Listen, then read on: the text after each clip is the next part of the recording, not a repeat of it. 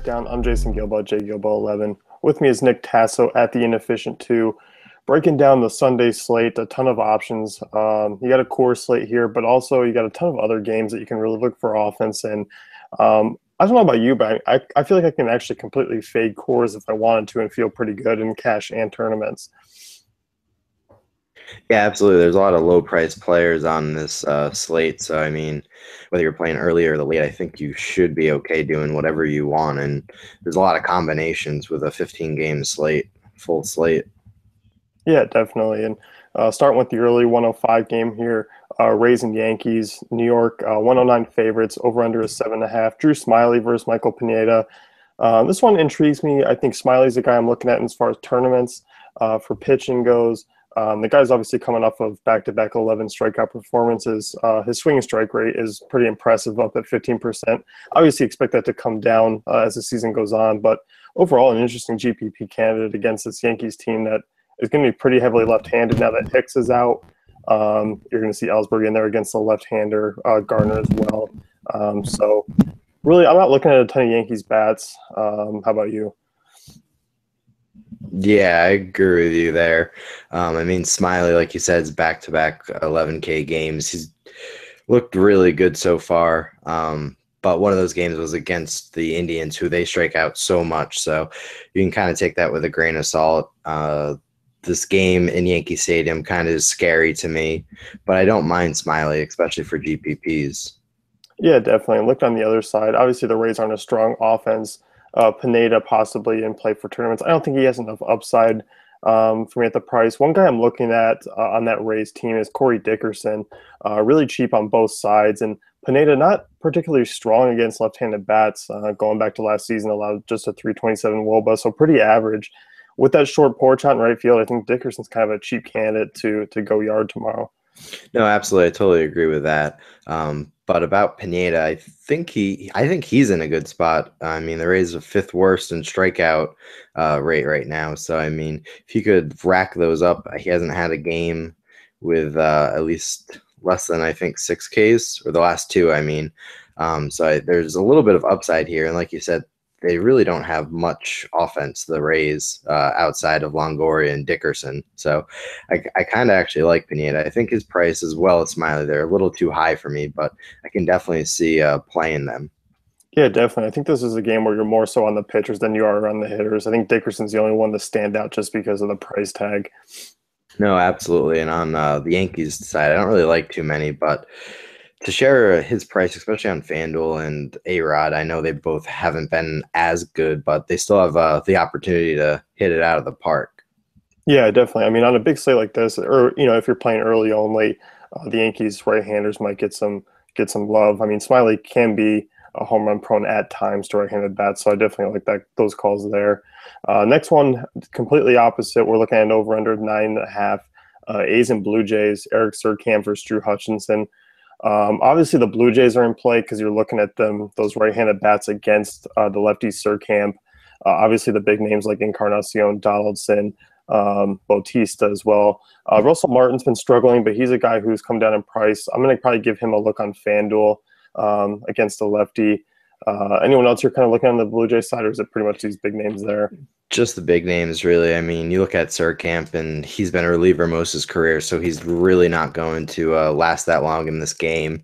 And then the Oakland bullpen, they have a pretty good ERA, I believe, but they've just been used so much. They're in the top five of innings pitched, so I think they might be a little gassed in this matchup to try to go against Donaldson, Batista, and Tulowitzki, Encarnacion. So if I had to pick one, it would probably be Donaldson just because he's been the most consistent player so far, but they're all kind of pretty much expensive.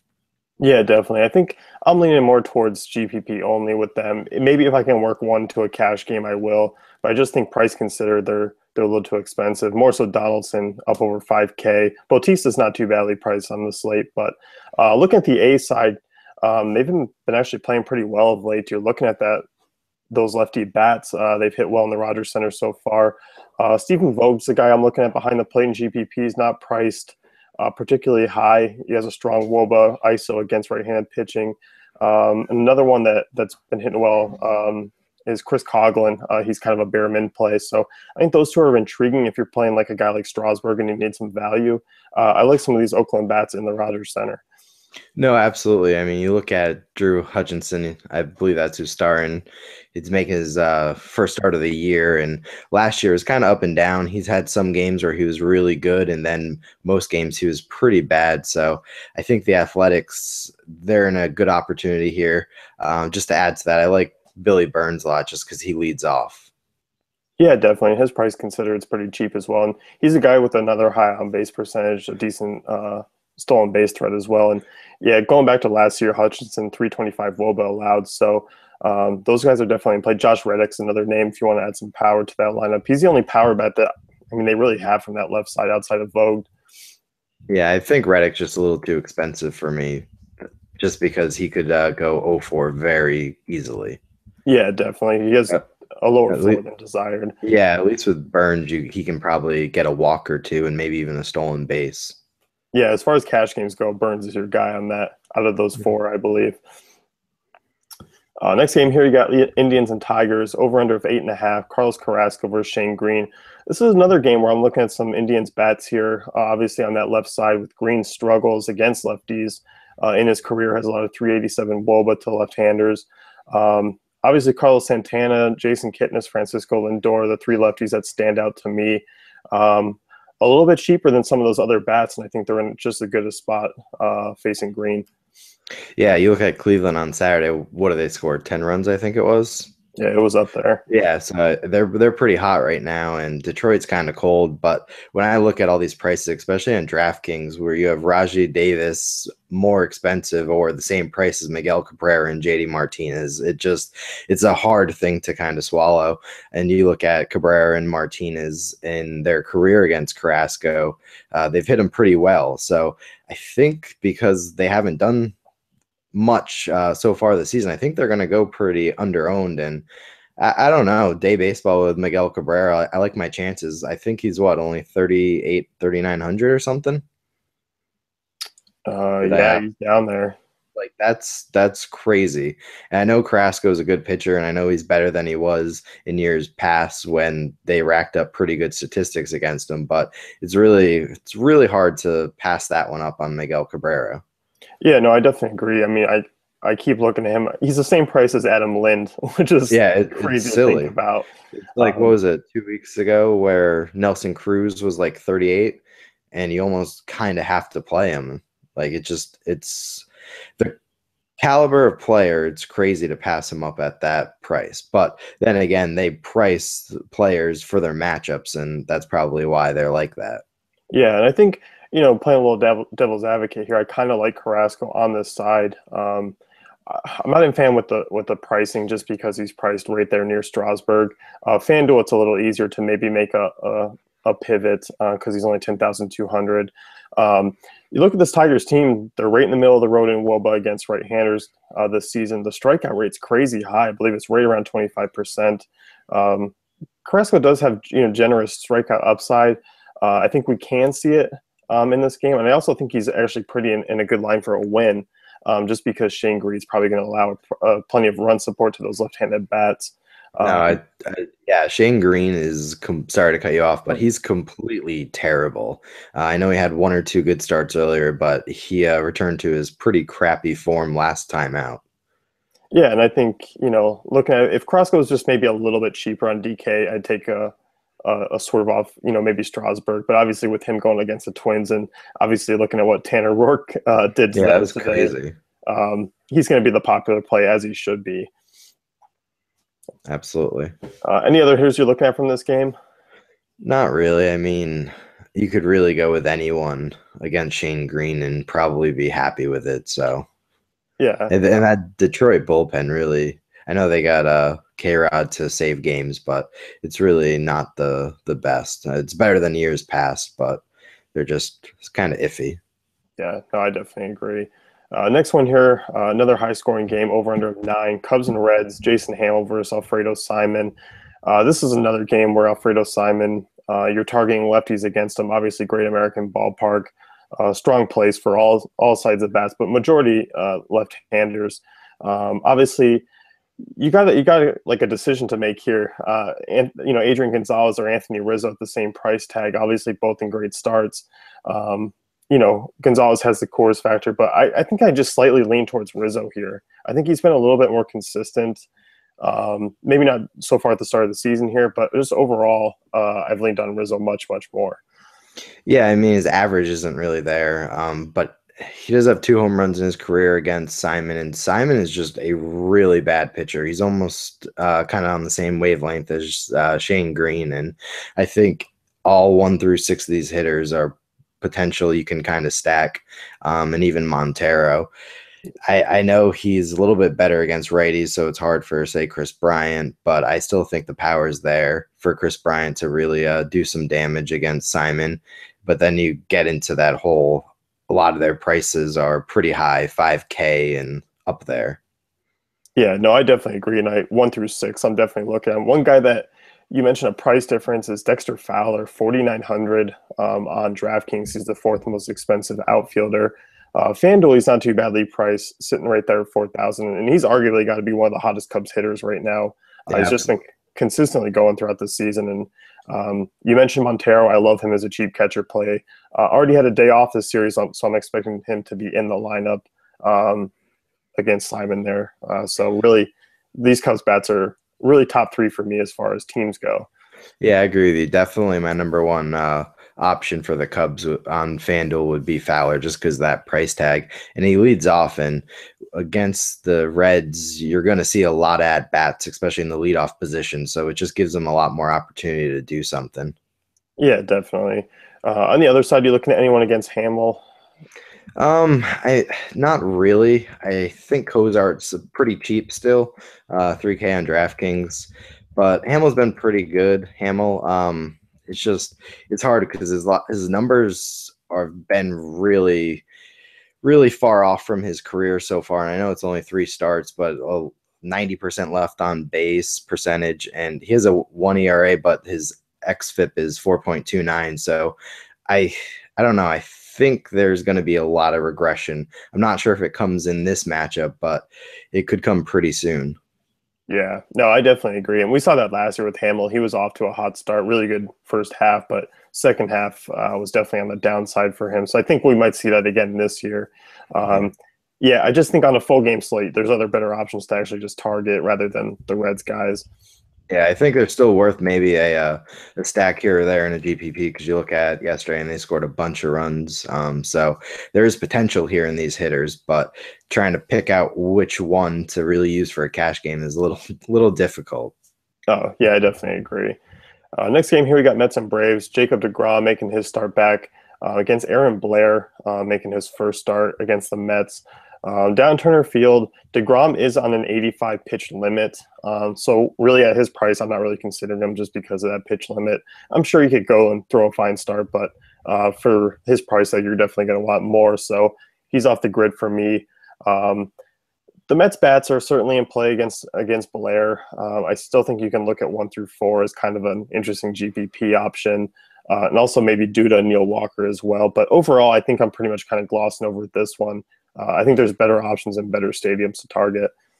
Yeah, absolutely. It's kind of like same scenario yesterday with who was on the mound with Matt's on the mound. So I think you kind of just want to avoid this game. The one thing I will say is when you have a good pitcher like DeGrom, I know he'll probably only go 5 or 6 innings, but a very contrarian GPP thing is to stack a bunch of hitters against him because if he has a really bad day, you're gonna quickly rise up on the leaderboards. I mean, I was toying around with that against Matt today because he was coming off an unbelievable start, and I got literally every Atlanta Braves player under 5%. It didn't turn out well, but the percentages were there for ownership. So if they were to do a little bit better, it kind of could go in your favor. Yeah, I mean, that's something to definitely consider if you're building multiple lineups and build multiple stacks. It's risky, but it can pay off big. Yeah, definitely. And those Braves bats, I mean, they do have some guys like Markakis and Freeman. Adonis Garcia hitting cleanup's not a bad option. I'm They're not all really cheap too. Instagram. Yeah, I mean, we've seen Freeman. This has got to be the cheapest I've seen him since we've been playing DFS and he's been in the league. Yeah, and that allowed me to put in Fernandez and Hernandez. So there's a lot of options you can do when you have cheap bats like that. But again, it's very risky. Yeah, definitely. Next game here, Twins and Nationals. You got Tyler Duffy versus Steven Strasburg. Washington, the biggest favorites on the day. Strasburg's been lights out coming into the season. Second half of last year, he was unbelievable. He's by far the top option for me today. I know he's the most expensive. There are some other SP2 options you can look at. The pair him with on DK. But overall, I mean, he's facing this Twins team that's just dreadful. I know they've scored some runs coming up here late, obviously not against Tanner Roark, who went 15 strikeouts over 7 innings. But this Twins team, they're free swinging. They don't walk a ton. There are some power, but Strasburg's just pitching lights out. No, absolutely. I have in my notes as a joke that Strasburg will probably strike out 25 if Tanner Roark was able to do 15. So I don't think that'll ever happen, but it would be funny to see just because they were so pathetic on Saturday. And I feel like he's almost a must play. I hate saying that because it is Strasburg, and in cash games, Strasburg really isn't a must play sometimes. But it's really hard to get away from this matchup. And like you said, he was coming off really well. And against this offense, he could probably limit them to 1, 2 runs at most. And that's probably going to get a win for him. Yeah, definitely. And, with the national side, it just seems to be like I'm repeating myself night in and night out. It's like Bryce Harper, Daniel Murphy. That's about it. Yeah. That's who I like, and that's it only. No, absolutely. I will say something about Duffy. I was looking into his numbers, and he really wasn't that bad last year. I think he had like a 3.10 ERA, and his worst game was his very first game against Toronto, and that was in Rogers Center. And he didn't even have I believe he didn't even have his passport until like the day before. His dad had to drive it up to him wherever he was playing AAA ball. But he was really good last year. I don't like him in this matchup because he won't get a win. But he went at least 5 2/3 innings, I believe, in 8 of those 10 starts, and he had at least 6 strikeouts in 6 of those 10 games, and didn't allow more than 3 runs after that big blow up in Toronto. So maybe something for the future, but definitely not on Sunday. Yeah, definitely. Those are good notes. I mean, yeah, of course, looking ahead into the future, not in this matchup. I don't really get why he didn't start in the majors. I mean, I would have, if I was the Twins, especially since you weren't going anywhere, I'd much rather try to give him a shot than Kyle Gibson and Phil Hughes, and I don't even know, Pelfrey's still on their team, right? It's just. I think Pelfrey's in Detroit. Oh, he is? Oh, yeah. Oh, all right. Well, he's so useless. We don't even know where I can't with Mike Pelfrey. He's just so terrible. I don't even want to follow him. All I know is that he was 4,000 the other day. You're right. He is on Detroit, but he was 4,000, I think. And that was very tempting, but I still couldn't pull the trigger and play him. Yeah, no, I definitely agree. And Duffy is a guy to keep an eye on for the future, especially when he gets those home starts, maybe against a subpar team in Target Field. Yeah. Mike Pelfrey, I'm staying away from that one. Next game here, we got Rangers and White Sox, 2:10 start time. 8.5 over under. Chicago is decent favorites. Matt Latos first. Derek Holland there. Latos been surprisingly good so far to start the year. You don't say that often. It's kind of weird. I feel iffy about it. I got a little chills going through my body because Latos really isn't that great of a pitcher. I'm not playing him, but I'm also not going to be loading up on Rangers guys. No, absolutely. I'm really overall staying away from this game for the starters and maybe play 1 or 2 hitters. But you're right. Latos is kind of scary. He's looked well, but he hasn't really struck out too many guys. He's averaging just under 4 strikeouts per game. So the upside really isn't there. And he's only given up 1 run in 3 starts. And you just know at some point that's not going to continue. So this might be the game where he kind of loses it, and I don't want any part of him. Yeah, no, I definitely agree. And talking about the hitters, a couple of White Sox guys that are intriguing. Todd Frazier obviously would be a pivot off of those big names.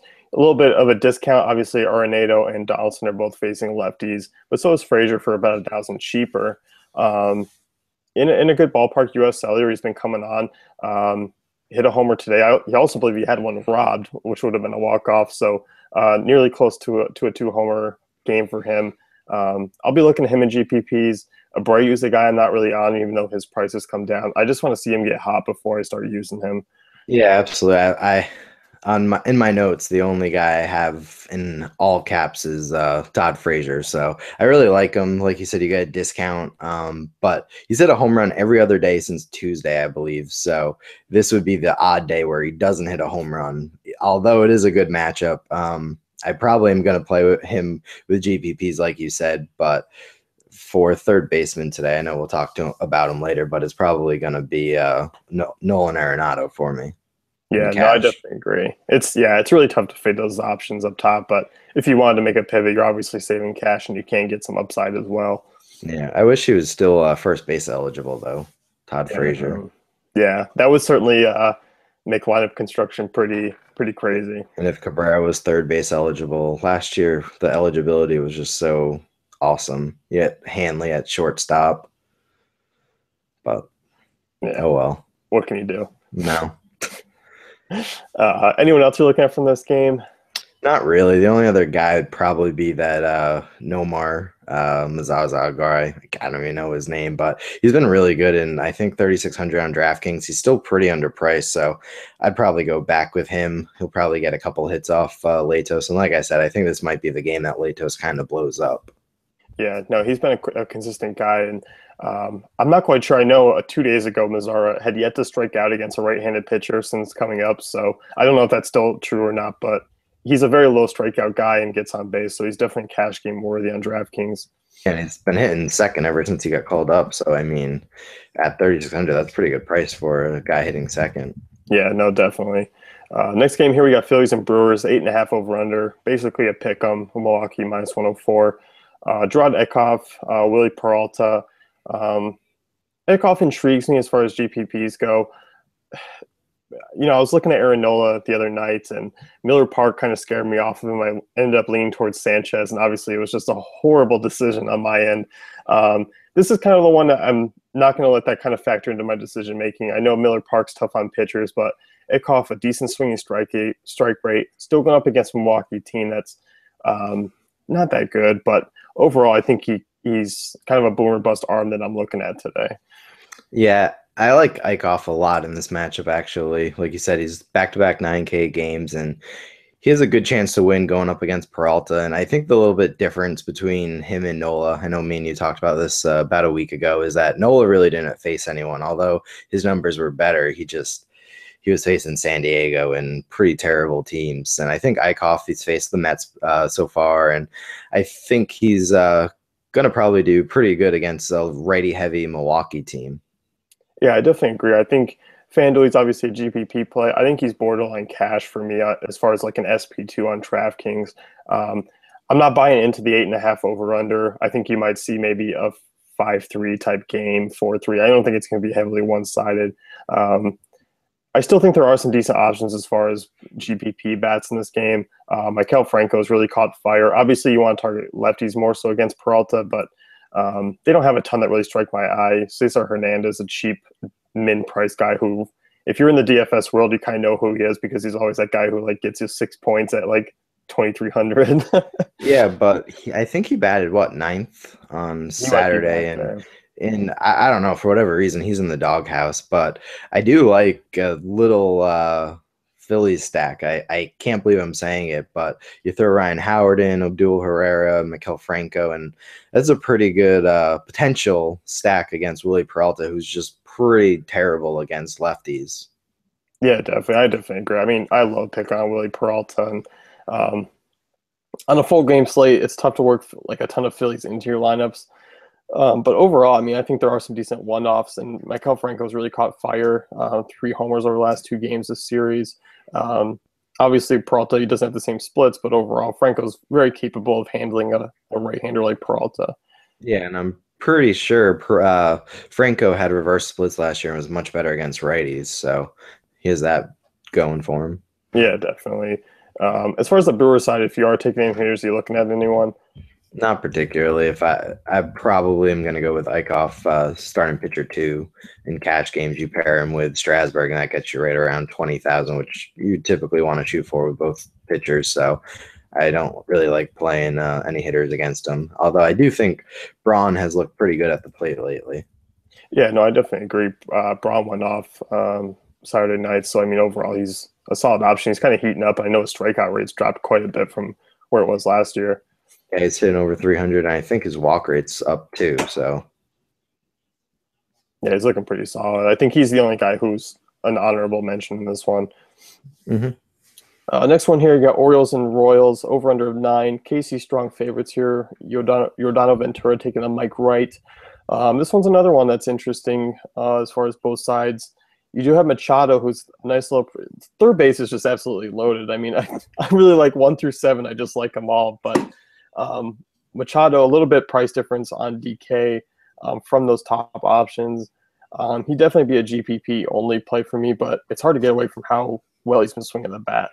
Yeah, I have Machado and Davis in my notes here. So those are the only two I really like against him. Ventura really, I don't know what the heck's been going on with him, but he's allowed 12 walks in those 3 games, and the O's offense woke up on Saturday. So I think Machado and Davis are both in play here. It's not a great ballpark, but I don't really have much faith in Ventura. Yeah, no, I definitely agree. And Kauffman Stadium's the only real thing that's against these hitters. But obviously, guys like Machado and Davis, I mean, Davis Doesn't matter. yeah, they hit the ball a long ways anyway. But I'm really looking at the Royals side of things. I think they're a sneaky stack today, just because they kind of lack that I guess you could say true upside, like a Blue Jay stack where they all could go off for homers. But this Royals team, I mean, you put a quarter in, you can just watch them go around at times, and I think there's some interesting plays here, mainly from the left side with guys like Moustakas, Hosmer. Alcides Escobar just keeps popping into my lineups at shortstop on FanDuel because he's so cheap. Yeah, I'm not sure why they never. I know he's not that good, but when he leads off, I mean, it's kind of opportunity here. Something's finally going to click when he gets 4 or 5 at bats. So I definitely like Escobar. Even Moustakas hitting second now. I like him there. His price has come up a little bit, especially on DraftKings, but I don't know. I think he's kind of worth it. Mike Wright isn't really that good of a pitcher. And like you said, the Royals kind of slowly kill starting pitchers just by going station to station. Yeah, definitely. Right. I mean, it's a small sample size, but he's allowed over a 400 WOBA to lefties in 25 innings. So I'm looking at the Royals. I think they're kind of a sneaky team. I don't mind them in cash if you're getting kind of maybe a piece of them because they are cheap. I mean, in comparison to some of the other bats today. Yeah, absolutely. Breaking into the later games, Mariners and Angels, Wade Miley, Matt Schumacher here. Over under of 8.5. Kind of surprising for me. With these two offenses in Angel Stadium, I'm not really buying into it. It's not a place I'm really looking to target offense. I mean, you can always put Mike Trout against a lefty or against anyone really in play. At his price, it's starting to come down, but I just still think this Angels team is not very good, and it's just not someone I want to target. Yeah, we've talked a lot about when Mike Trout, if he does something good, he still needs help by his teammates to either knock him in or be on base to actually be DFS relevant. And if you just keep hitting solo home runs every couple of games, it really isn't helping your team out, especially at that price tag. So I'm probably fading this entire game, basically. I don't like Wade Miley. His strikeout rate's been high this year, but he still just allows so many hits. And it just really isn't offsetting it. In the last game, he got crushed. Kind of like Shoemaker a little bit. Seattle offense hasn't really looked that great lately, and they're top 10 in strikeout percentage for being the worst, and they're in bottom 10 of WOBA. So he does have some upside here. And the only guy that I probably would play in cash game would be Nori Aoki. I just think he's been doing pretty well leading off, and his price tag's still pretty cheap. Yeah, that's a good call there. You're looking for those on-base guys, especially if you're paying for Strasburg. You just want some guys to cheap in, especially if you're loading up on a power bat in the infield. The one thing that I think it's just because it's in Angel Stadium. If this was in a better ballpark, obviously these two teams would never play each other in a better ballpark. But Schumacher a little bit home run prone at times. That is concerning. Obviously, Cano's price is way too high, so I just think these Mariners bats just won't meet their price tag. I don't mind Schumacher and GPPs. I actually think that's a good call there. Yeah, I mean, you're right about the ballpark. The only time that they would do that is probably at the beginning of the year if they played in Japan.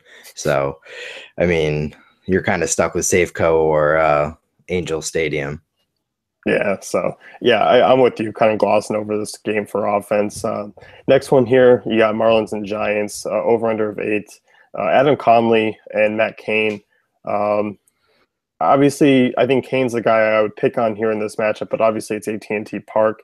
You don't see too many over-unders of 8 or higher in AT&T, but I think the Marlins bats, if you're playing a late game, third game two, obviously they come third on the list behind Coors and the Chase Field game. But this Marlins side, not too bad. I think Yellick's still a strong play, hitting from the left side against Cain.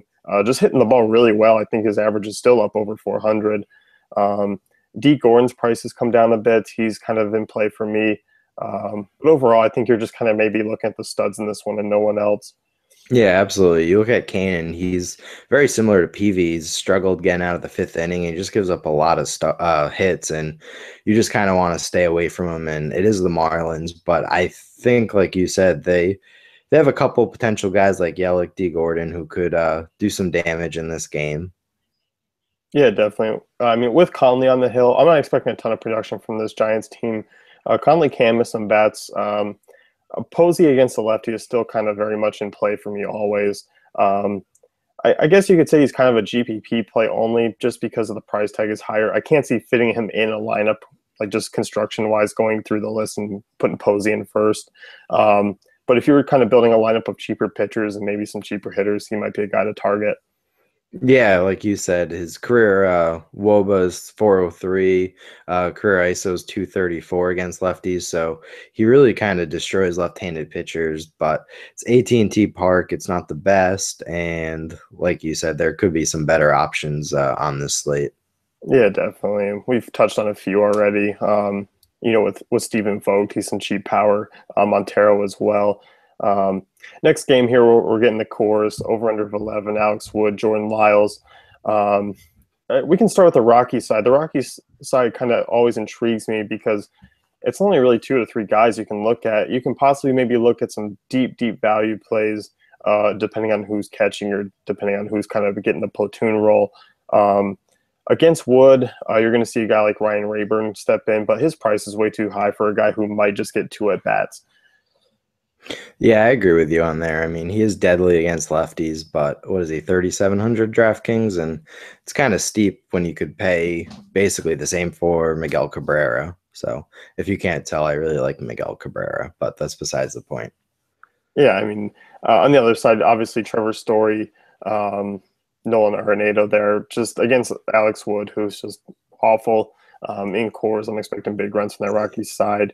Absolutely. Sorry to cut you off, but I just wanted to note that Arenado, in my article for Friday, was against Casimir, right? Yeah. Mhm. So he was 15 of his 19 career home runs against lefties have all come at Coors Field. And then, of course, that night he hit another one. So now he's up to 16 of his 20 career home runs against lefties are all at Coors. So, I mean, you have another prone left-hander in Alex Wood who can give up the home run. So I kind of have to go with Arenado. I know it's tough to fit him in, but I really like him. Yeah, no, I definitely agree. And I want to kind of get your take on here about the shortstop situation between this game. Trevor Story obviously up there, but Corey Seager comes at a kind of a discount from him, and I think I'm rolling Seager over Story if I'm playing a shortstop from this game. Yeah, I agree with you on there. I probably am not going to play any shortstop from this game just because they are too high, and I like some cheaper options like Cozart and even Gene Seguri. Oh, spoiler alert for the next game we're talking about. He's priced pretty well, so I probably am staying away from those two, Story and Seager.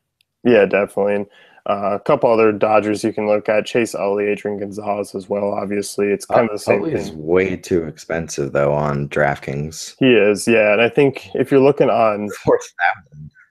FanDuel, he's not a bad price though. Just in Yeah. comparison to the other option, he's the same price as Logan Forsythe, Daniel Murphy. So I'll take the Coors guy there. One guy that I do like, I think, is a really nice pivot. He sat out Saturday is Justin Turner, reverse splits guy, hammers right-handed pitching. Hitting third, I think he's an interesting drop-down play, kind of a value pricing in comparison to the other prices from this game. No, absolutely. He's probably, I know I'm just stubborn and want to play Arenado, but he's probably the safest play in cash just because, like you said, you're going to get some savings, get some cores exposure, and he's hitting third. So he still has a lot of upside there. Yeah, definitely. And I can't see really using anyone else. I think on a full game slate, there's just too many other guys that I like for a little bit cheaper. I know guys like Puig stand out. I'm only really playing them if I'm doing a stack from this game. Hmm. Next game here, I mean, this is another one that I'm looking at is Pirates Diamondbacks over under of 9. Two lefties on the hill, Francisco Liriano, Robbie Ray.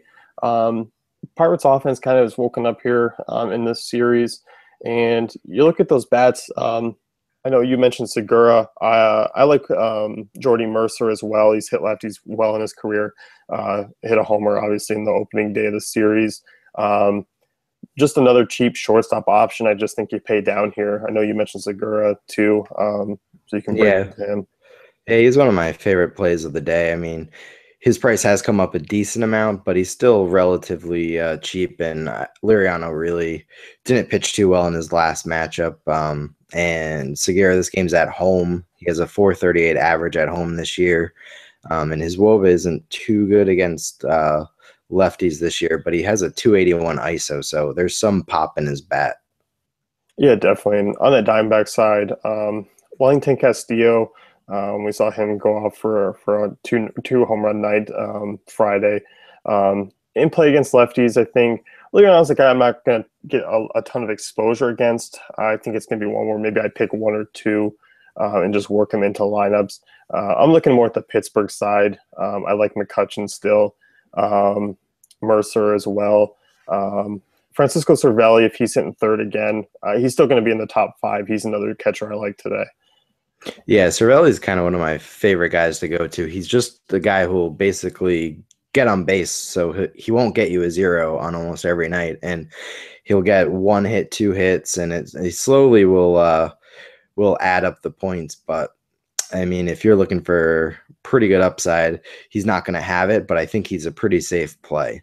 Yeah, no, I definitely agree. He's always that safe cash game guy. He just never kills you. I mean, that's what you got to like about Cervelli. Um, McCutchen's kind of a swerve off of those other popular outfielders. Hasn't quite had the start, that we've wanted. You still want to see a lot more from McCutchen, but I still think he's definitely worthy of attention. Yeah, I agree a little bit on there. I know McCutchen kind of scared me a bit because he just hasn't played too well. Same kind of with Goldschmidt, so I'll probably be avoiding those two. What are your thoughts of Freeze, David Freeze? I actually like him. I don't mind his price on FanDuel. Obviously, the problem is he just plays at third base. I mean, there's just so many other options. Um, Yeah. in this spot on the smaller slate, on the slate that didn't feature cores and maybe a couple other bats, he'd be a top 3 play for me, just points per dollar wise. But it's really tough to get him in. But I think he is an honorable mention if you needed to. Yeah, it's just even if you play the late slate, it's still kind of difficult to throw him in because you still have pretty good third basemen to choose from on that late slate. Yeah, definitely. And if you needed value, though, I don't think he's a bad option. Hmm. 440, Cardinals and Padres, Mike Leake taking on Colin Rea. 7.5 over under. Cardinals, the series hasn't been too friendly to them as far as the starters go and the bats. I'm not really looking for a ton of offense. Mike Leake, though, I think he's going to start coming back to being that average pitcher. He's been far below average to start the season. There was a lot to like in that Cubs game, and he has had 6 strikeouts in each of the last 2 starts. His FIP is still into the mid to high 3s after that high ERA that he's got over 5. So I think he is going to come down. I think it's going to start today. So I definitely don't mind him as an SP2. I just think with all the high-priced bats, he can work his way into some lineups. Yeah, I just think he's a little overpriced. But like you said, he's struggled, and I think if he's going to turn his season around, this is probably a season. It's only been a couple weeks, but you get my point. This is probably the matchup where he'll do it, just because it is San Diego and there's really poor offense. So I think he could have a pretty good game. I don't really like his price tag, especially on DraftKings. I just think it's a little too high. Yeah, I definitely think so. I'm looking at it in comparison to other arms below him. I think there's a little bit more of a comfort level with Leak, even though he hasn't been that great. But obviously, Petco and Padres kind of help ease the pain a little bit there. Yeah, yeah. I mean, if I could find the way, I'd probably try to find the 700 on DraftKings to get up to Eichhoff for the SP2, but that's 700 kind of makes a difference sometimes with the batters. So I guess I could drop down to Mike Leake if need be, because it is the Padres. So Yeah, and if you were playing late only, he's obviously a guy who you're locking into your lineup. yeah, So, any Cardinals bats that intrigue you? I don't know. I'm really just staying away from this game. I really just have maybe Mike Leake, and then the hitters in San Diego is an absolute no. And I guess you could probably talk me into maybe like Matt Carpenter, but not really too much. Hazel Baker hasn't even started lately, and he hasn't been too good. And it's really hard to see the production from any particular one Cardinals player. Yeah, nope, I definitely agree. They're kind of off my radar tonight.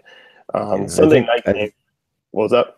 I was going to say, I think they've scored the most runs, but they're just a team where they share basically all. Basically, there's no one guy who's going to just take over an inning and hit that 3-run home run. They usually kind of take it station by station. Yeah, definitely. And I mean, you got to look at that Braves game. I think they scored 14 or 16 runs in that just single game. So Yeah. that kind of helped them out a lot. But overall, I think they've been more disappointing than not, even though they are a good runs production team. No, absolutely. I think they've had a lot of injuries with Pham, and they're not really the same offense as they used to be.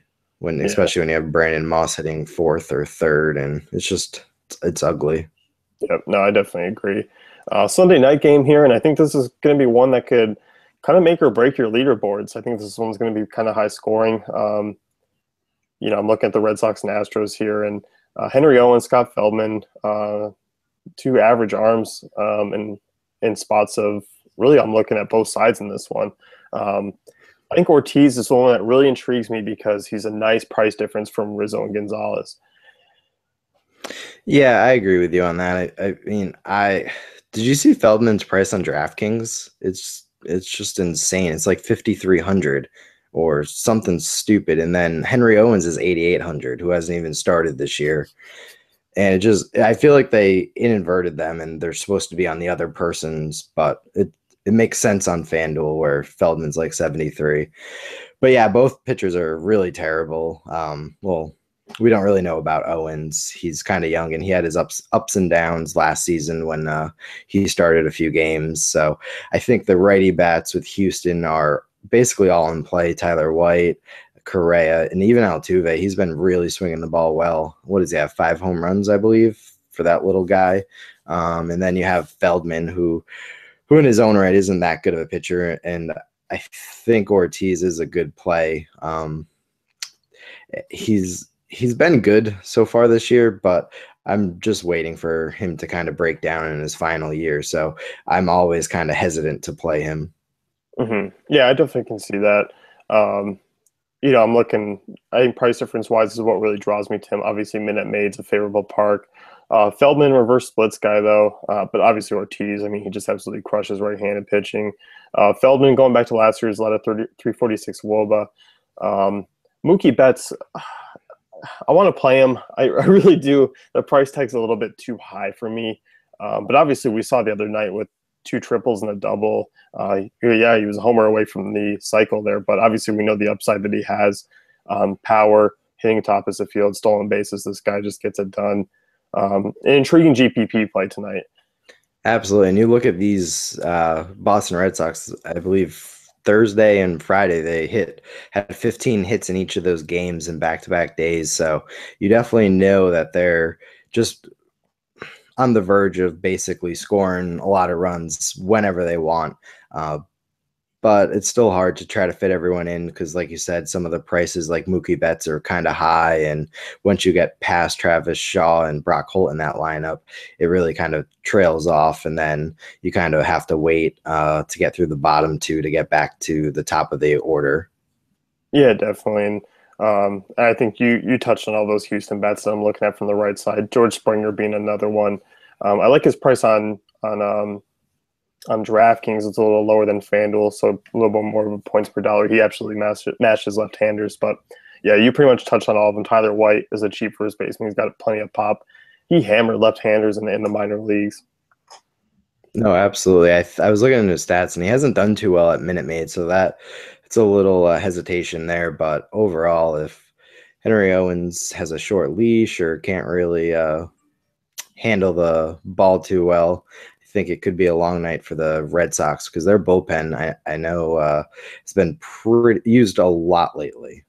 Yeah, and if he has a short outing, I mean, I can't even tell you who's coming in for a long relief play, and it won't be good. It won't be anyone that keeps Noe me away. Ramirez. But Elias came back up, and he struggled, I'm pretty sure, in Saturday's game a little bit. So he would probably be the long relief guy, and he's also a lefty, so that wouldn't end well. Yeah, definitely. So you could be looking at really a Houston stack as kind of the ultimate swerve. And the one thing that I touch on with Altuve, God, is he expensive? Absolutely. That's my one gripe with him. But overall, I mean, against the Southpaw, he obviously can pay off those price tags because he is that good against left-handers. Yeah, and he's shown a little bit of power this year, so that's good. But he's just been hitting the ball really well, finding those base hits, and he almost had a triple, but he decided not to slide on Saturday and got thrown out at third. Yeah, so I mean, he brings everything to the table. Yeah, he's fun to watch, but I still think he was safe, but that he was called out even after review. Well, as we've seen, I mean, some of the reviews we've thought completely otherwise, and I don't know what they rule it. I saw it 3 times, and I was like, his foot's on the bag, and I don't understand. I mean, hopefully you didn't have Altuve. No, not today. He still did pretty good, but I don't know. It was pretty tough watching him, and if he just slid, he probably would have been safe, regardless. Yeah, no, definitely. Why even take the chance? Mm-hmm. So that's going to wrap things up here at the Slate Breakdown. Check out DaveFantasyCafe.com for all our great tools and content.